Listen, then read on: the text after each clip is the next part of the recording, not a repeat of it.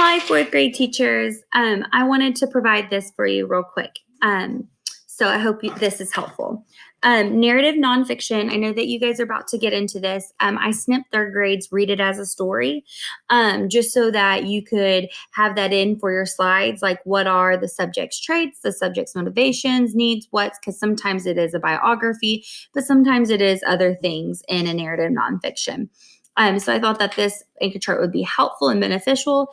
The anchor chart on the left is an anchor chart from Teachers College, and it has 6 steps previewing the text to figure out what might and how might the story go, what might it be about, does it have text features, how is it similar to a nonfiction text, how is it similar to a narrative text. Canvas, thank you. And then read until you need to go. I'm so sorry, guys. Read until you need to pause and put parts together. So these anchor charts will be super beneficial as well. Right here, I went ahead and snipped the teaks that are only tested in this genre. So there's really not that many, but of course, every genre has context clues questions. So that is what 4.3b is. And then I would say what I've seen the most through narrative nonfiction is making inferences, which used to be that I meant to put 4.6f, which used to be figure 19. A couple of years ago, it was like the mother lode of all the teaks. So it's just like inferring within the text. Using evidence to support, and then every now and then the authors use the print and the graphic features. Like, why did the author use this? Why did the author use this photograph to support whatever was in the text?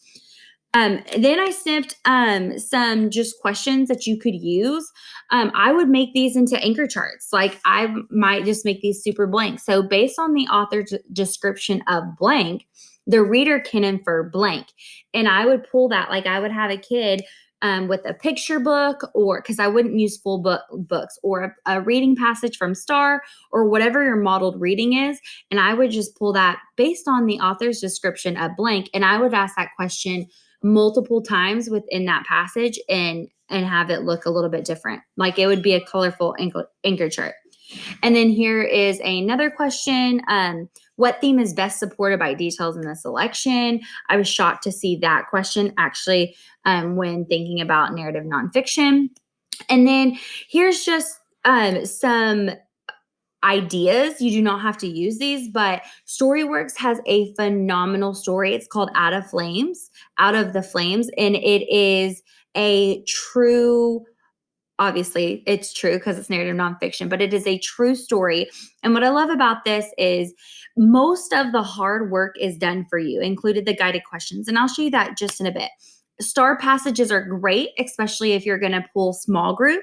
Like, some of the star passages are super engaging because a lot of them are biographies, which I think are really cool. I think kids need to know exactly what a biography is. They're going to see questions like, what makes this section a biography? And the answer is going to be something like, it is written about somebody's life. They need to know that. Like, that's a non-negotiable. Picture books are phenomenal. My favorite picture book is Ivan. It is the picture book of the one and only Ivan, which is written in poetry form. Another really good book that's not on here is Henry's Freedom Box. Such a good book too. So these are great for if you wanted to read them for a morning meeting and kind of go over those star stems as well.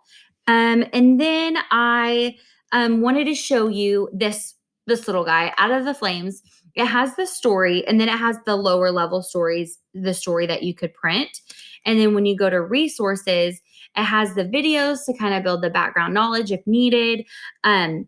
And then it has your activities, main ideas, summarization, and really talking about how does summary look different in a narrative nonfiction versus a fiction, or how does it look different in a narrative uh, in a fiction versus nonfiction. It's going to be a little bit more similar to fiction because it does follow a story and it follows a story arc. So really having them identify that is super important. And then it has in your lesson plans all the guided questions, but I would definitely still add the star stem questions. What else? Right here is where I got the IQ release, is where I got the question stems. There were a few that I didn't